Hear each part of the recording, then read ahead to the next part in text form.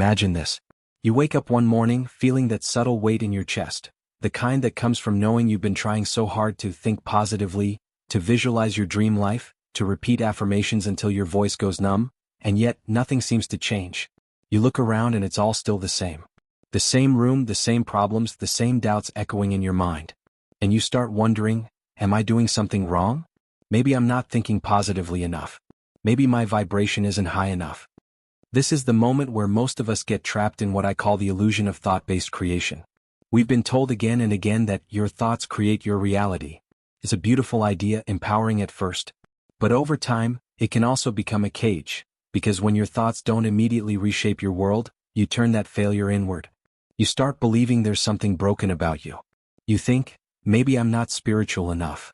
But what if the entire premise is incomplete? What if the universe doesn't respond to every fleeting thought that crosses your mind, but instead to the deeper signal beneath those thoughts? The signal of who you believe yourself to be. Pause for a moment and feel that question sink in. Because that's the key shift that this journey is about. There's a quiet truth hidden beneath all the noise of manifestation techniques, scripting, and vision boards. It's the understanding that your thoughts are only the surface ripples on a vast ocean. And that ocean, the thing that really moves and magnetizes reality, is your identity. Who you are being when you think, when you feel, when you act, that's what the universe listens to. Let's take an example. Imagine two people both saying the same affirmation, I am abundant. One says it from a place of scarcity, trying desperately to convince themselves of something they don't truly feel. The other says it from a place of knowing, as if abundance is already woven into their nature. The words are the same, but the energy behind them is worlds apart. The first person is using thoughts as a tool to manipulate reality. The second person is expressing their identity. And reality responds to identity, every single time. When we live from the mind alone, we become trapped in the loop of overthinking, constantly checking if our thoughts are good enough to manifest. We police our emotions, suppress our doubts, and force ourselves to stay positive. It's exhausting, isn't it? Because deep down, there's still a subtle whisper of unworthiness. That whisper tells you that you must earn your desires through constant mental work. But identity doesn't need to convince reality, it naturally aligns with it. When you shift your identity, your thoughts automatically begin to match it. You don't need to control your mind when your being is already calibrated. In this way, the game of creation changes completely. It's no longer about trying to control every thought that passes through your head. It's about stepping into the version of yourself who naturally thinks, feels, and acts in harmony with the life you desire. Every reality you experience is a reflection of your sense of self. If you see yourself as someone who struggles, you'll find ways to confirm that. If you see yourself as someone who flows effortlessly, life rearranges to reflect that identity. You might think reality is responding to your thoughts, but really your thoughts are just mirrors of your identity. Think of it like this. Your identity is the frequency, and your thoughts are the signal that rides on it. You can change the signal all day long, but if the frequency stays the same, you're still tuning into the same reality. So, what if you stopped trying to think your way into a new reality, and instead started becoming it? As you listen to this, notice how that idea feels in your body. There's something grounding about it, isn't there? Takes the pressure off. It replaces the endless struggle to control every mental detail with a deeper sense of trust. Trust in who you are becoming. Maybe you've been working on your mindset for years, trying to outthink your old patterns. Maybe you've read every book, listened to every manifestation coach, repeated every mantra. But still, something hasn't fully clicked. That's because your old identity has been quietly anchoring you to your old timeline. You see, your thoughts are like the leaves on a tree. They grow and change with the seasons. But your identity, that's the root system beneath the soil. If the roots are the same, no matter how many leaves you prune or grow, it's still the same tree. To create real transformation, we must go beyond surface thoughts and dive into the roots of being. Because reality doesn't bend to the words we repeat, it bends to the self we embody. In the next moments, we'll explore this truth more deeply, why thinking your way to reality doesn't work, and how shifting your identity changes everything. But for now, take a breath. Let it all sink in. Your thoughts don't create reality. Your identity does. And when you understand that, you no longer have to fight your mind, you simply align your being. For years, we've been told that the key to creating our dream life is to think positive. We've repeated affirmations, visualized perfect futures, and tried to replace every negative thought with a better one. But if you've ever found yourself wondering why none of it seems to stick, why despite all the mental effort your external world still looks the same, then you've experienced the trap of mental manifestation. It's a well-intentioned idea. If your thoughts create reality, then changing your thoughts should change everything. But life rarely works that cleanly. You can tell yourself, I am successful, 1,000 times, yet still feel like a failure. You can visualize abundance every morning and still watch bills pile up. That's because thoughts by themselves are just surface ripples, momentary patterns of energy that flicker and fade unless something deeper anchors them. The human mind produces thousands of thoughts each day. They rise and fall like waves on the ocean, constantly shifting direction. But your identity, the silent, consistent sense of who you believe yourself to be, is the current beneath those waves. It's the part of you that quietly says, this is who I am, and everything in your reality organizes around that declaration. Most people approach manifestation from the top down. They try to force their conscious mind to control their experience.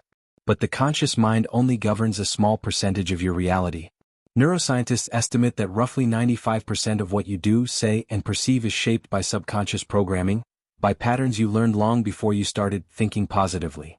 So even when your conscious mind is busy affirming abundance, your subconscious identity might still whisper, I'm not the kind of person who ever gets lucky.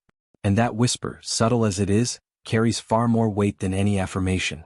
Imagine trying to plant seeds in dry, cracked soil. You can choose the most beautiful seeds, visions of wealth, love, health, but if the soil, your identity, isn't fertile, nothing takes root. The soil needs to be soft, nourished, and ready to receive. In the same way, your thoughts can only take hold when they align with the deeper beliefs about who you are. Many spiritual seekers unknowingly fall into the ego trap of using manifestation as control. They try to manipulate reality from a place of fear, hoping that if they think perfectly enough, they can avoid pain or uncertainty. But that very need for control is rooted in the identity of someone who is not yet free. So the more they try to force change, the more they confirm the identity of lack. Let's take a closer look at this. Suppose you want to attract love. You begin repeating, I am loved, I am worthy. But underneath those words, a quiet part of you still believes, no one stays. People always leave. The surface mind says one thing, the core identity says another. Reality, being a mirror, doesn't reflect the surface. It reflects the core. So what happens? You attract people or experiences that validate your deeper self-concept, not your conscious intentions. That's why manifestation often feels like self-sabotage. You're not broken. Your identity is just doing its job, projecting outward what it knows itself to be true. It's as if you're sending two frequencies into the universe at once. The conscious mind transmits the desire, while the subconscious identity sends the dominant signal of self-definition. The universe, like a perfect echo, amplifies whichever frequency is stronger. This is why thinking your way into a new life is exhausting. You end up fighting your own inner structure, constantly trying to convince yourself of something you don't yet believe. You end each day mentally drained, wondering why you're not manifesting what you want. And deep down, that reinforces an even harsher identity. It doesn't work for me. But what if there was never anything wrong with your thoughts? What if the problem was that you've been trying to use them for a job they were never meant to do? Thoughts are not builders, they're messengers. They report the state of your being. When your being shifts, your thoughts naturally follow suit. Consider how you think when you're in love. You don't have to force yourself to think loving thoughts. They simply arise effortlessly because your identity in that moment is someone who is loved. The thoughts are a byproduct, not the cause. The same happens with success, health, creativity, or joy. When you become the person who has those experiences, your thoughts, emotions, and actions align without resistance. Here lies the paradox. The harder you try to change your reality through thinking alone, the more you reinforce the identity of someone who doesn't yet have it. The ego says, if I think hard enough, I can create it. But the soul whispers, when I remember who I am, it already exists. This is why so many people feel stuck on the hamster wheel of self-improvement. They move from one technique to another, trying to think better, manifest faster, or reprogram the mind. And yet, their reality barely shifts. Because until you update your identity, every thought you produce still passes through the same internal filter, the same self-perception that defines what is possible for you. You can see this clearly in everyday life. Imagine two people given the same opportunity, a new business idea, a relationship, or a chance to heal. One person's identity says, I'm capable, deserving, and supported. The other person's identity says, I'm not ready, I always mess things up. The opportunity is neutral, but each identity translates it differently. The first moves forward with trust and alignment, and reality opens up. The second hesitates, doubts, and eventually confirms their own limitation.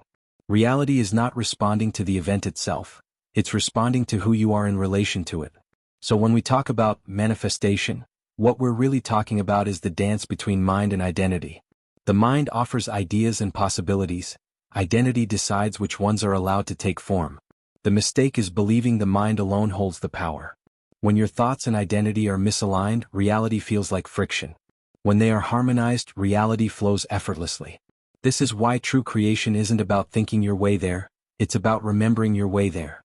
Remembering that you are not separate from the version of yourself that already lives the life you desire. When you begin to embody that version, the need to control or force fades away. Thoughts stop being tools of struggle and become natural expressions of being. And so the question arises, if thoughts are secondary and identity is primary, then how do we shift identity itself? How do we become the version of ourselves that effortlessly manifests a different reality?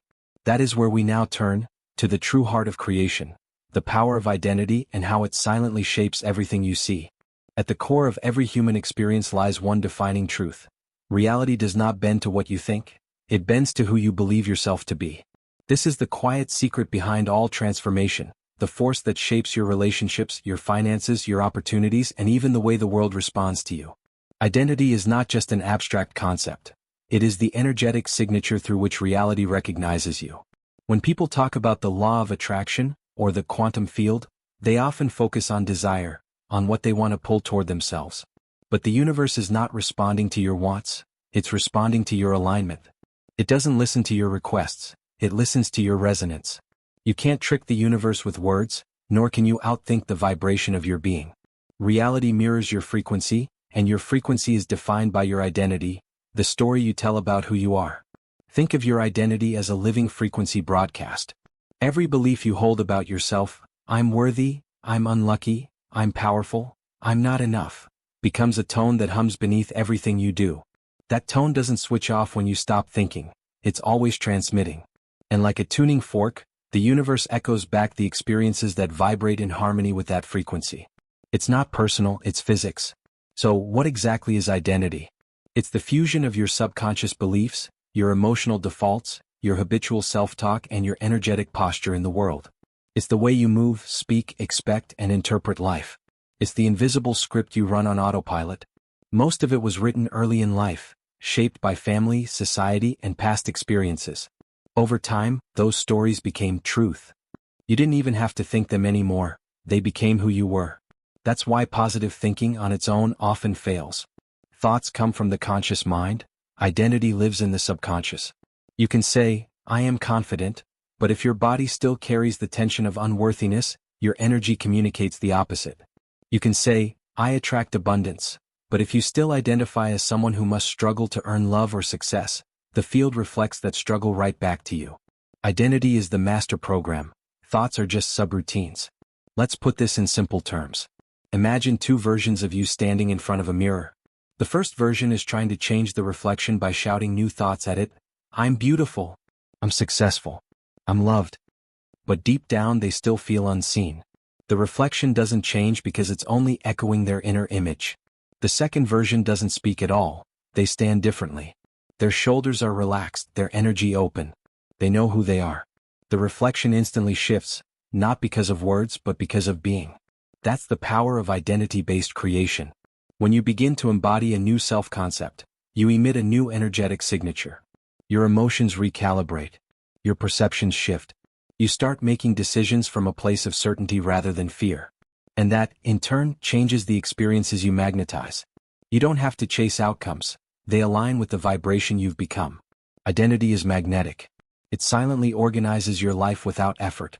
If you look closely, you'll notice that every version of reality is tied to a corresponding identity. There's a you who experiences struggle and a you who experiences ease. A you who doubts and a you who trusts. Every possible version of your life already exists in the quantum field, but you can only perceive the version that matches your current identity. So when people talk about shifting timelines or manifesting new realities, what they're really doing is shifting identity, stepping into the frequency of the version of themselves that already lives there. This is why transformation often feels like dying before it feels like being reborn. You're not just letting go of limiting thoughts. You're releasing an entire energetic identity that once defined you. The ego resists because it's built on continuity. It wants to keep being what it knows. But evolution demands surrender. And surrender doesn't mean giving up. It means letting go of the old self that cannot exist in the new vibration. This shift can be felt viscerally. When you begin embodying a new identity, your old patterns start to fall away naturally. People who once triggered you no longer affect you the same way. Circumstances that once intimidated you lose their grip. You stop overanalyzing. You start being. You begin to sense a calm power, a quiet knowing that what you desire is already yours because you are already the person for whom it's normal. That's the beauty of this work.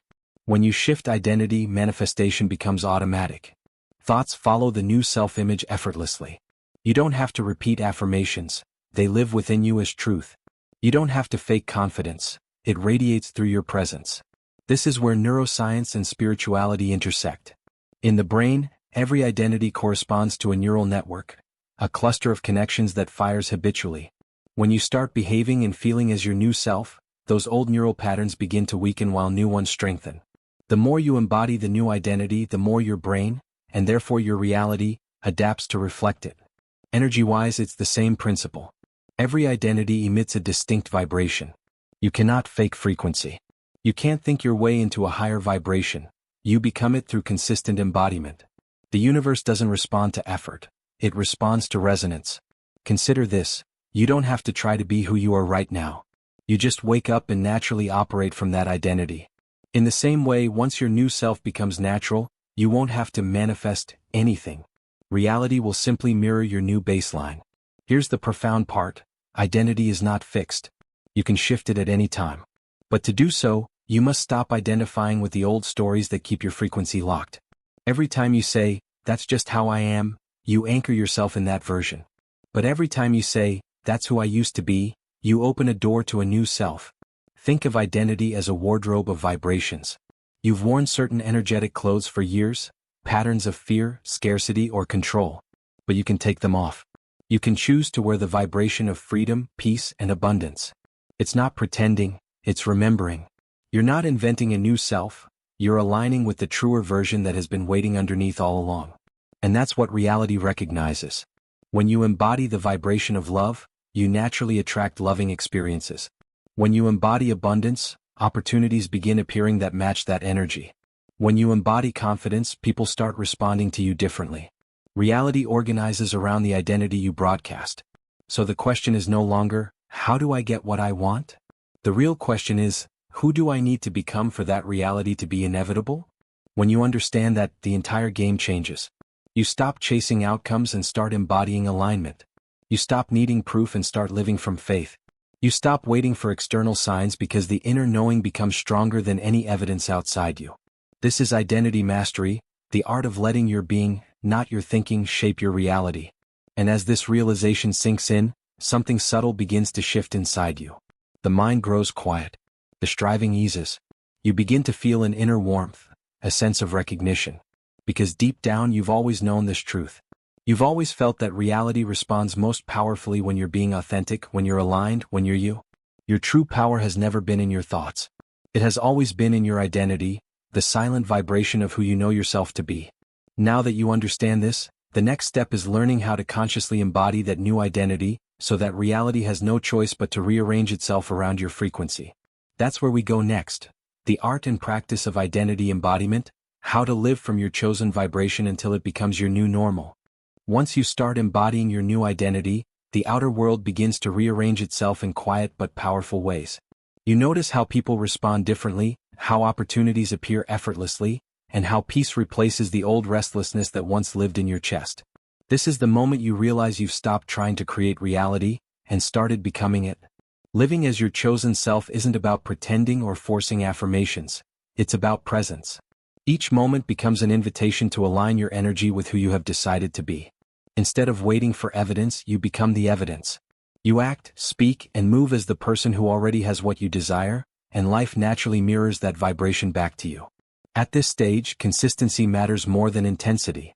You no longer need to visualize for hours or chase signs from the universe. The real sign is the peace you feel within. The more you rest in that identity, the less effort you need, because reality responds to stability, not strain. And yes, the old self will occasionally whisper doubt, fear, or nostalgia for familiar patterns. But now you meet those echoes with compassion, not attachment. You thank them for their service and let them fade. Each time you choose your new identity instead of your old conditioning, you strengthen that energetic blueprint. Eventually, it becomes natural. You no longer try to stay aligned, you are alignment itself. The outer world, once heavy and uncertain, becomes light, fluid, and responsive. Reality starts moving through you, not against you. That's the moment when manifestation stops being a practice and becomes a way of being. You've reached the end of this journey, not a conclusion but a transformation. Something within you has quietly shifted. The words you've heard are not meant to be remembered only as ideas, but to be lived as truth. Because the greatest discovery you can make is realizing that your thoughts don't create reality, your identity does. Thoughts are surface waves, but identity is the ocean beneath them. Thoughts come and go, sometimes aligned, sometimes chaotic. But your identity, your consistent state of being, shapes the energetic field that reality reflects. You don't manifest what you think you deserve. You manifest what you are. When you understand this, life stops feeling like a battle. The tension to make things happen begins to dissolve. You no longer chase outcomes because you realize reality is always catching up to your inner state.